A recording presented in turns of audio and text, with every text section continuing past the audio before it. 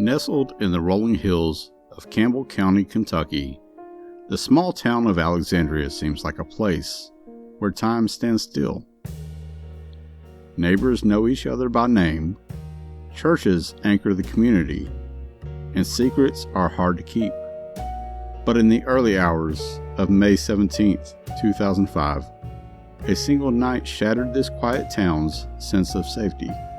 A frantic 911 call pierced the darkness, and what followed was a tale of love, greed, and cold-blooded murder that no one saw coming. This is the story of Amy Bosley, a woman who traded her vows for betrayal and built a life of luxury on a foundation of lies until it all came crashing down. Robert Bob Bosley was a man who embodied ambition. Born on August 2, 1962, in Alexandria, he grew up in a tight-knit religious family, one of 4 siblings with a fire in his belly to make something of himself. Even as a teenager, Bob had a vision. He wanted wealth, success, and a legacy. Starting with nothing but a ladder and a toolbox, he offered chimney cleaning and roof repairs, working long hours under the Kentucky sun. His honesty and hustle earned him a reputation, and soon, his one-man operation grew into Bosley Roofing and Chimney Sweep, a multi-million-dollar empire that became a cornerstone of the community. Bob's success wasn't just about money. It was about generosity. He donated roofing services to local churches, fixed homes for families hit by storms, and never hesitated to slip a few $100s to a struggling employee. By his early 40s, Bob had it all: a sprawling log cabin, a fleet of sports cars, and a private plane, and a party boat docked at Lake Cumberland, where he hosted lavish gatherings. To the outside world, Bob was living the American dream, and at his side was his wife, Amy, the woman who seemed to complete the picture. Amy Pave, born in 1969, came from humbler roots. Raised in a working-class Alexandria family, her childhood was marked by financial struggles and a father battling alcoholism. But Amy was sharp, ambitious, and determined to escape her past. After graduating high school with honors in 1986, she enrolled in business courses at a community college tied to Northern Kentucky University, paying her way by waitressing at a local diner. It was there, amid the clatter of plates and the hum of small-town chatter, that she met Bob Bosley. Bob, older and charismatic, was smitten. Amy, just 18, saw in him a path to the life she craved. Their romance blossomed, fueled by Bob's wealth and Amy's allure. She became a regular at his infamous Lake Cumberland boat parties, where alcohol flowed and guests shed their inhibitions. 4 years later, they married, and Amy stepped into a world of privilege. The couple welcomed 2 children, daughter Morgan in 1996 and son Trevor 3 years later. To outsiders, the Bosleys were perfect, attractive, wealthy, and active in their church and children's school. But beneath the polished surface, cracks were forming. Bob's empire demanded constant attention, and paperwork was his Achilles heel. He hated the trivial details of payroll, invoices, and taxes, preferring the freedom of his boat or the thrill of closing a deal.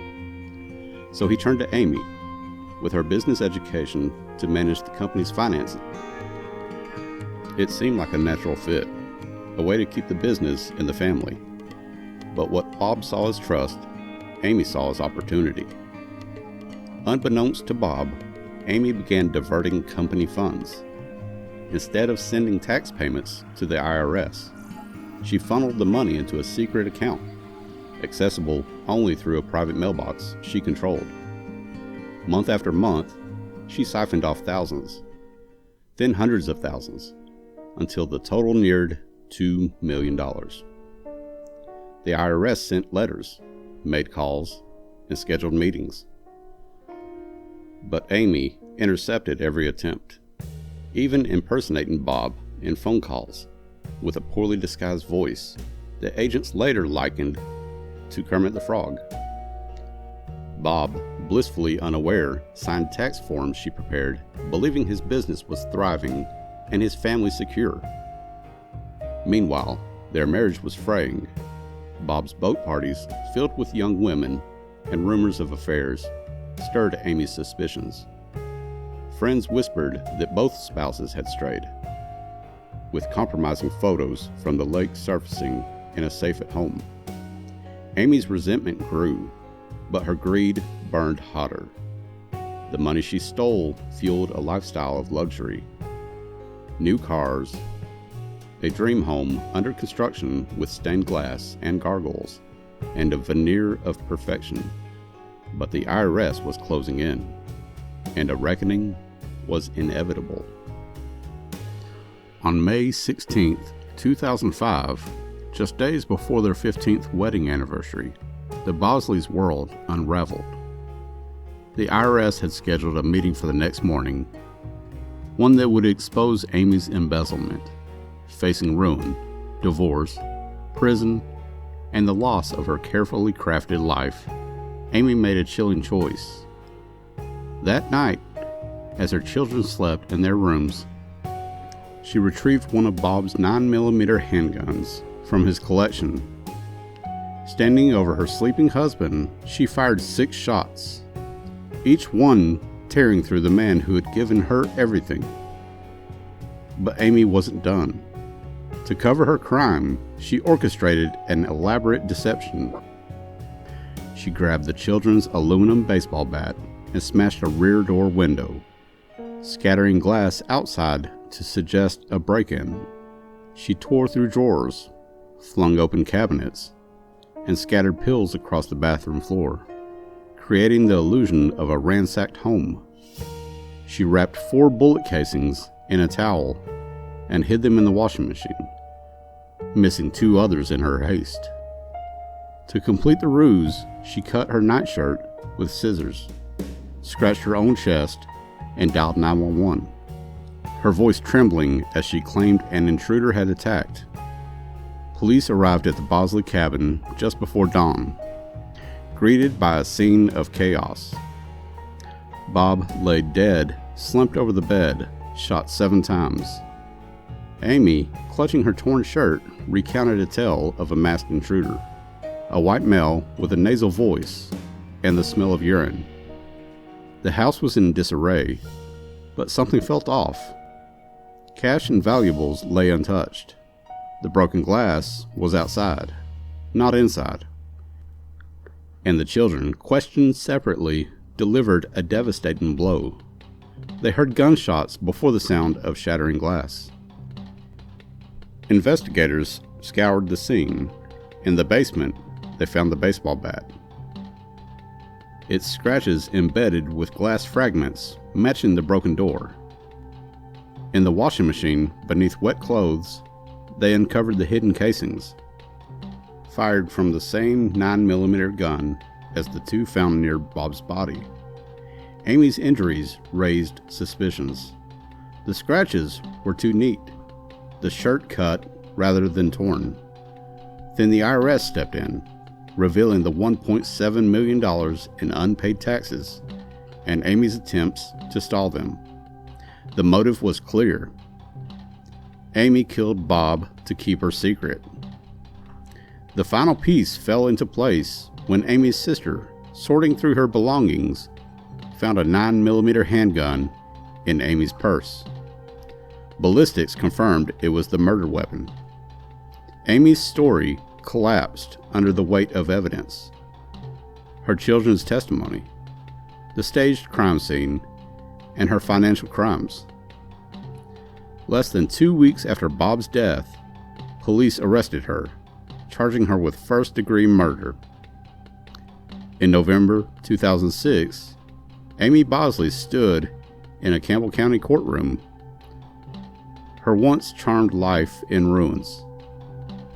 Facing a mountain of evidence, she accepted a plea deal, admitting guilt to spare her children the ordeal of a trial. Bob's family confronted her with raw grief. His brother called her a fraud. His sister asked if Bob begged for his life, and his mother read a letter of heartbreak, mourning a son taken too soon. Amy, eyes downcast, offered no answers, only silence. The judge sentenced her to 20 years with parole eligibility after 17. In May 2022, Amy walked free from the Kentucky Correctional Institution for Women, her whereabouts now unknown. The $1.7 million she stole remains a mystery. Some say spent on her lavish lifestyle. Others believe hidden, waiting for her return. Bob's roofing empire crumbled without him, and his children, raised by grandparents, carry the scars of a mother's betrayal. Bob Bosley's grave lies in St. Stephen's Cemetery, a testament to a man who rose from nothing to build a legacy of generosity, only to be undone by the person he trusted most. Amy's crime wasn't born of desperation or abuse, but of a greed that knew no bounds. She could have sought a divorce, negotiated with the IRS, or confessed her theft. Instead, she chose murder, shattering a family and a community. As the sun sets over Alexandria, the Bosley case lingers like a shadow. It's a reminder that even in the quietest towns, darkness can hide behind the brightest smiles. And that's going to be it for today. Please comment down below and let us know what you think. Did Amy use the money while Bob was still alive to supplement their lavish lifestyles, or did she hide it away for a rainy day? Also, please help us out by hitting that like and subscribe button if you enjoyed this video and want to be alerted to future videos.